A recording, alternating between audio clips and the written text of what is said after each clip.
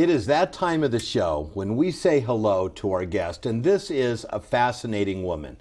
We are joined by Anne Kate Sullivan, who is an author, and a distinguished academic, and as I'm finding out, so much more. Anne, welcome to the show. Thank you for having me on today. Now, Anne, we invited you to the show primarily to talk. You've written many books, and I know you have many more. You're like this incredibly you write more than I think I talk. And I talk a lot, so that's a lot. Yeah.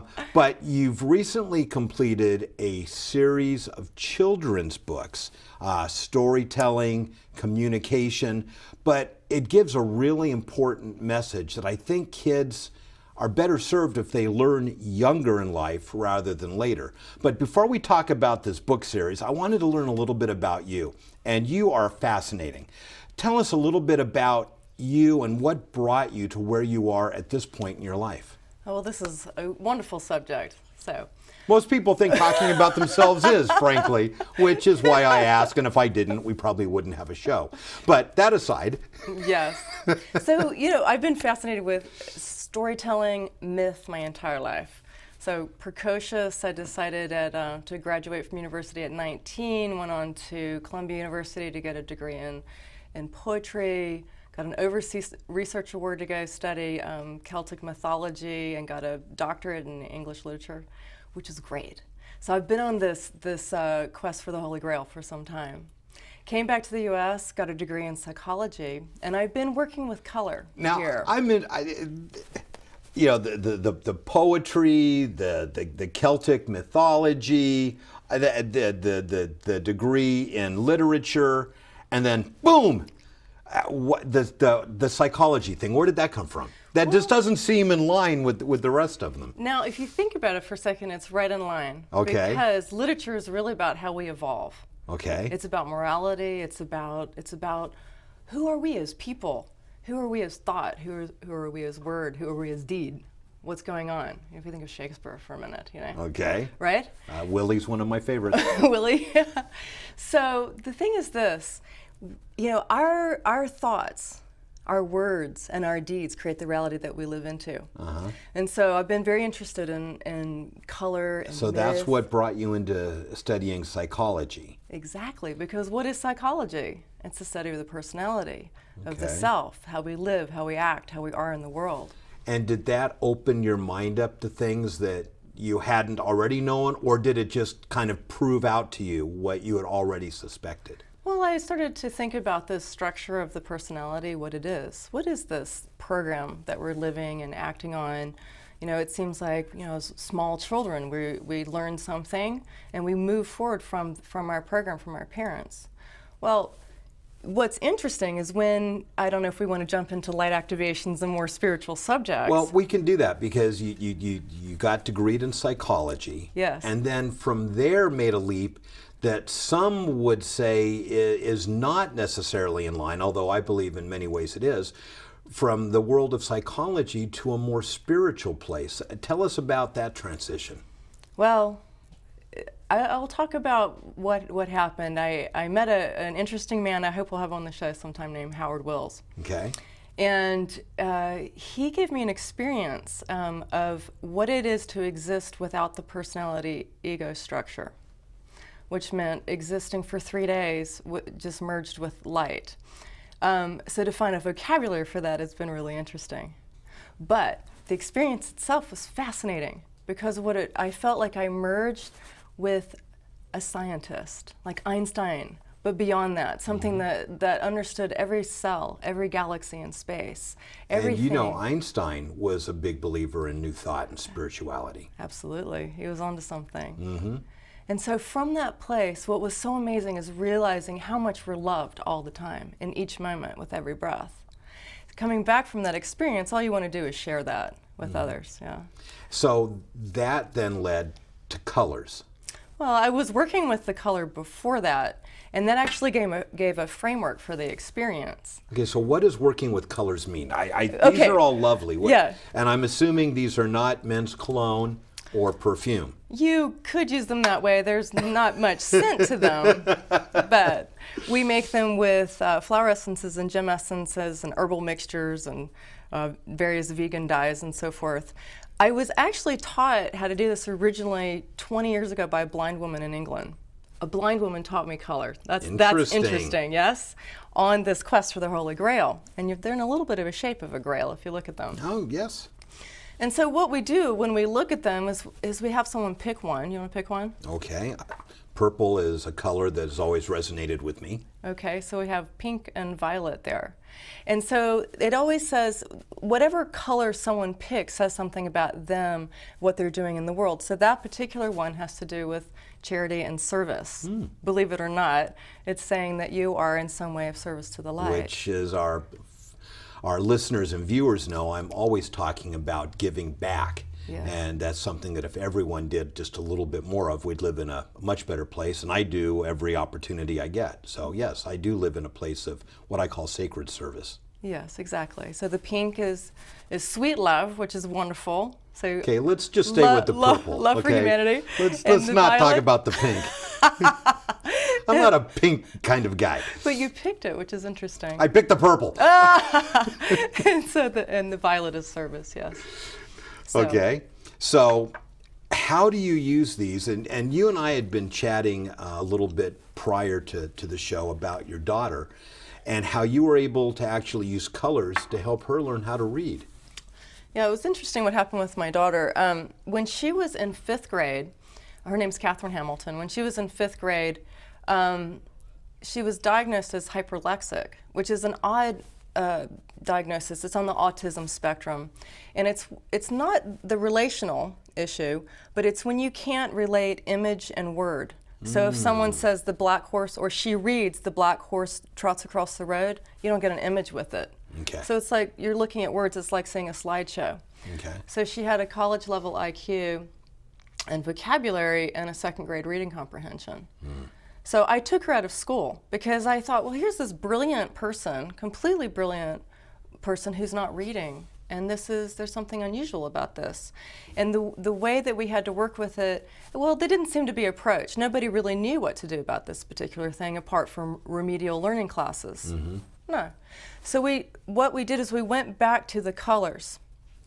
And she was already a little bit familiar, but we looked at the color and I said, look, if we're, any color that you pick, let's say green, that's your love and your compassion. Here's your yellow, here's your joy, here's your power. So she could right? start equating color with emotion.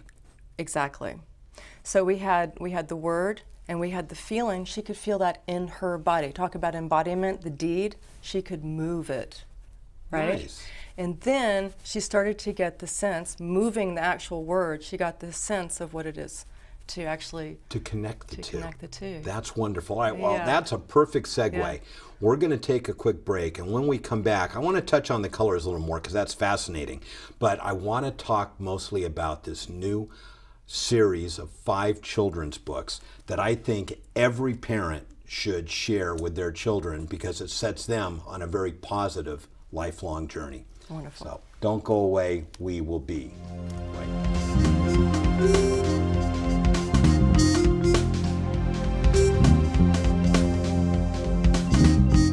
You are watching or listening to Ron Stark the Voice coming to you from the beautiful KGEM studios in Old Town Monrovia.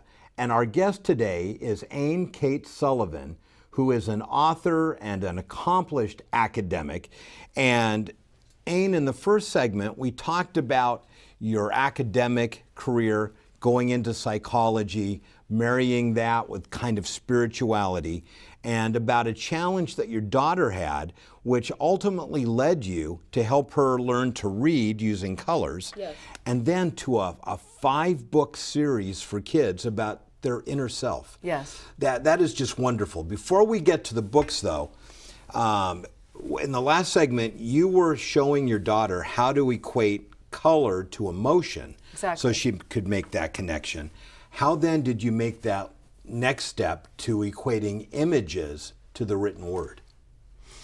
Once she actually could feel the color in herself, so it actually would take a color, let's say for instance we're going to do blue because we're communicating right now, and she would hold it. So she could actually feel the sensation of what it was like to feel this color blue. So blue is peaceful. Blue is peaceful communication. She could feel it. She would say, oh yeah, I feel coolness in my form. I feel coolness in my body. Then we could go back to the written word, and she could connect the word cool, peace to the feeling in her body, and then move forward that way. And once those connections are made, then it's like a domino effect. All the other connections start to become easier to do. And she's becoming a doctor now, so. Wow. In what? It worked. Naturopathic medicine in London. Like I said, in what? In what? It's natural medicine. Okay. Yeah. I knew that. No, I really didn't. Let's talk about your Sparkle series. Yes. So you wrote this for your daughter, and the very first one won awards. Yes. And let's see if we can capture this. Tell us a little bit about this series and about the main character in this series. Well, the main character is a little girl we see here. Her name is Sparkle. And Sparkle, no matter what happens to Sparkle, she will not forget her inner light. That particular one is a fairy named Kachina. But Sparkle in the very first series, this particular book, takes her mother out into the light, and she goes, you know, I am not going to forget who I am. I know I am a divine, good being, and I'll never forget that no matter what I encounter in life. And in this book, she actually goes through the colors because her mom says, well, how do you help people remember that? And she says, one color at a time. So she takes them through. I have my strength, I have my joy, I have my love, I have my compassion. Yes. And you know, that makes sense, because I think this is really common sense stuff that we either never learned or have forgotten. Yes. And if I can equate my daily joy with a color, maybe remembering that color will be easier than remembering my daily joy. But when that knucklehead cuts me off on the freeway, I can go to that color, which will return me to that place of joy. Is that kind of how that works? I think so. You're wearing it. You have a yellow shirt on, which is the color of joy and curiosity. So you can just... in my case, it was the color of the only clean shirt I had left. But I know where you're going with that. And well, you kind of covered it up with that indigo too, just so it wasn't too obvious. Yeah, right? so it wasn't too bright. So this was the first one that came out. And now tell us about the second in the series. The second one in the series, and this one was really specifically written for Catherine, that challenge that she was going through with the hyperlexia.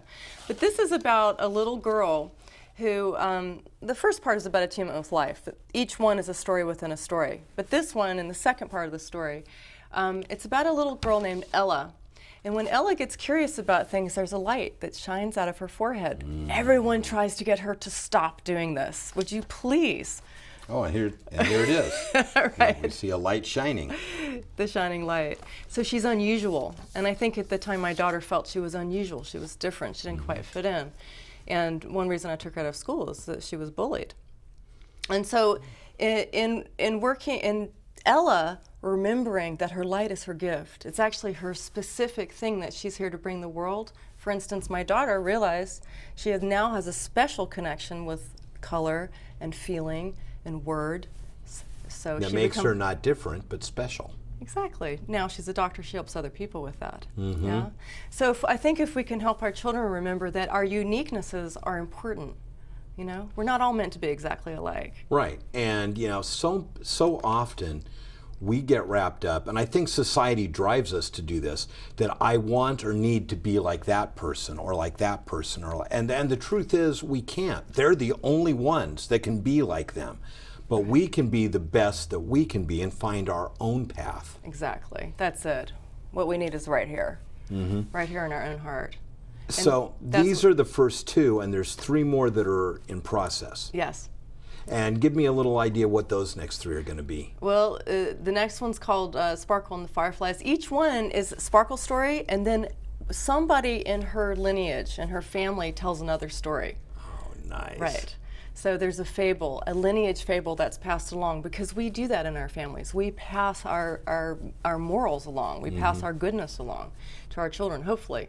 And so the next one is about it's the grandfather story. This is the grandmother story. This is the mother story. The third one is the grandfather story, and on it goes throughout the lineage. There's one wonderful picture in here when Sparkle's not feeling good one morning, and her grandmother says, "Sit in my lap. I want you to sit in my lap and feel how much your ancestors have loved you all the way back to the origin of light." And so there's a picture for feeling that, because there are days when we need that. We need that strength. Well, and especially kids, but I think it's all of us.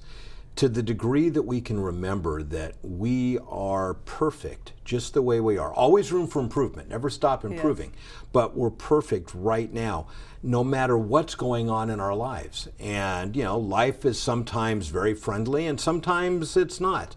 But that doesn't change who we are on the inside. We don't have to be held captive to what's going on in the life and the world around us. Right. Oh, it depends where are we identified with the difficulties of the world, or are we identified with the goodness in ourselves, our strength, our joy, our beauty? And this is what's really important. So, and also, the one thing about these books too is they're for children of all ages. I was just going to ask you that. You know, what age were these really targeted for? Well, like I said, this one was written for a woman who was a young girl who was in 5th grade with a 2nd grade reading comprehension. And most of the people that buy these books are college students, because they call me and they say, you know, if I can just hold my Sparkle book, I know my day is going to be okay. Nice. Yeah. So really, you know, this is for people, for families with younger children. This whole series is a great way to get them to start having a higher level of self-respect, a higher self-esteem, a higher belief in self. Yes. But for anyone, this is knowledge and lessons that can benefit us every day of our life. So if someone wants more information about how to obtain these books or anything we've talked about, how do they get a hold of you? They can go on my website, AnnKateSullivan.com, and you can read about the colors and the books and all kinds of books for adults too, poetry and so forth. All right, AnnKateSullivan.com, and if you missed that, visit our website, drop me an email, and I'll make sure to get you in touch with Anne. And Anne, thank you so much for joining us. Thank you so much. Don't go away. We will be right back.